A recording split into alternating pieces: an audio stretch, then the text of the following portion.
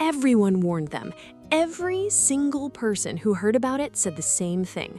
Friends, neighbors, the lady at the pet store, even the vet. They all said it with that same tight smile, the kind people use when they already know you're making a mistake. You can't keep them in the same house. It's not safe. Cats hunt birds. It's instinct. It's nature. You can't fight nature. And they weren't wrong. Not technically. Cats do hunt birds. That's just biology. But biology didn't account for Mango. Mango was a big, fluffy orange tabby, the kind of cat that looks like he was built for two things: napping in sunbeams and demanding snacks at 6 a.m. He had that slow, heavy confidence that big cats carry.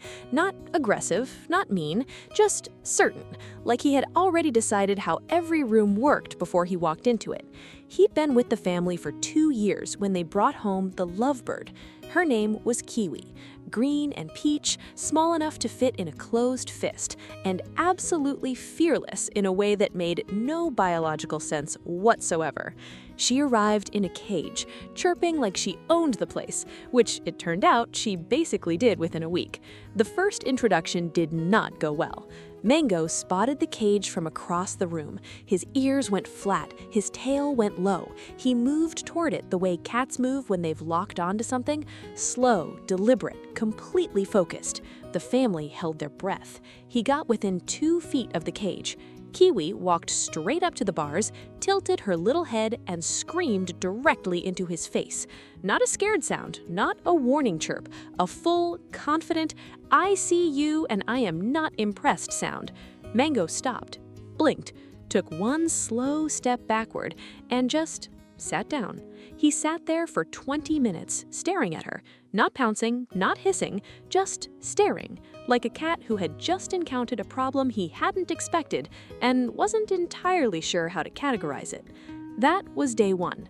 By day 3, Mango had moved his favorite napping spot to right beside the cage, not hunting, not stalking, just present, like a very large, very fluffy security guard who'd decided this was his assignment now. The family watched. They were cautious. They kept the cage closed. They never left them unsupervised. But something kept happening that they couldn't quite explain. Every morning, Kiwi would start chirping the second she heard Mango's paws on the floor. Not alarm calls, not distress, just chirping, like she was saying, "Hey, good morning, you're finally up." And Mango would walk over, slow and deliberate, and sit beside the cage every single morning, without fail. If you've ever seen something that shouldn't work somehow working anyway, if you've ever watched two completely different souls figure each other out despite every reason not to, then now is the time. Hit that button, because what happens next is the part nobody saw coming. 3 weeks in, the family made a decision that terrified them. They opened the cage. Not for long, just for a few minutes. Supervised, nervous, ready to intervene the second anything went wrong. Kiwi hopped to the cage door, looked around, looked at Mango. Mango looked back. She flew across the room, not away from him, toward him, landed 3 inches from his nose on the couch cushion. The family froze. Mango sniffed the air once, then he did something that nobody in that room expected. He closed his eyes. Not alert, not tense, not ready to strike. He just closed his eyes, like her presence was simply not a threat, like whatever internal alarm system cats carry had looked at this tiny green bird and quietly decided, nope, not a problem. This one's ours. Kiwi walked in a small circle, settled against his side, and started preening his fur. Nobody moved for a full minute. From that moment on, the rules of the house changed. Kiwi got supervised out of cage time every day, and every single day she spent most of it within a foot of Mango, sometimes on him, sometimes grooming him with that tiny beak, working through his thick orange fur like she was the one taking care of him and not the other way around. Mango, for his part, accepted this with the quiet dignity of a cat who had simply decided this was normal now. He never once showed aggression, never batted at her, never even tensed up when she landed on his head, which she did regularly and with zero warning. The neighbors who'd warned them asked how it was going. The family said they sleep together now. The neighbors didn't believe it, not until they saw the video. There's a moment, caught on camera one quiet Tuesday afternoon, where Kiwi is perched on Mango's side, both of them asleep in a patch of sunlight by the window. Kiwi's tiny head is tucked against Mango's fur. Mango's breathing is slow and deep. His big paw is stretched out, relaxed, inches from her small body. Not trapping her, not threatening her, just there.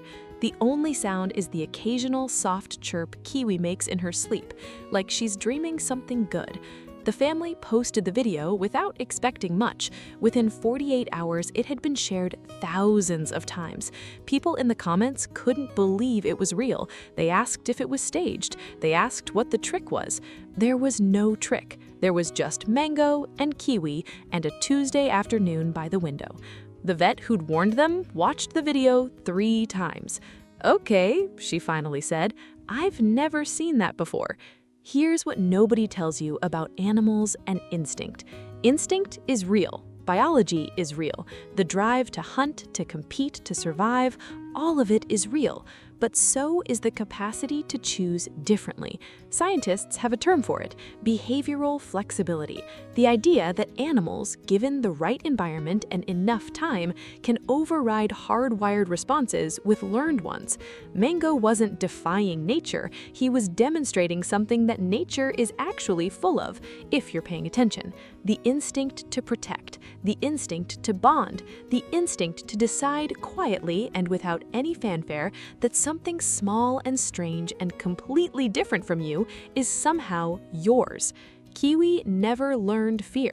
Mango never followed the script everyone else had already written for him. And together, in a house where everyone said it was impossible, they built something that has no name in biology textbooks, something that doesn't fit neatly into predator and prey, hunter and hunted, safe and dangerous.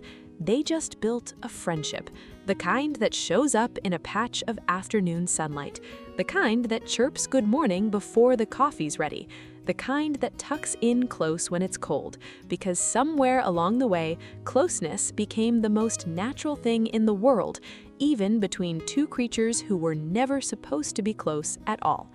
If you're thinking about adopting a pet, any pet, remember this story.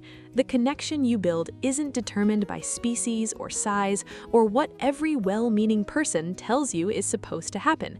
It's determined by patience, by attention, by being willing to sit with the uncertainty long enough to find out what's actually possible. Mango and Kiwi didn't read the biology textbooks, and honestly, good thing they didn't. Some stories are too good to keep to yourself, and this is one of them. So here's the question I want to leave you with. Do you think what Mango and Kiwi have is real love, or is it just 2 animals who got used to each other? Tell me in the comments. I genuinely want to know where you land on this one.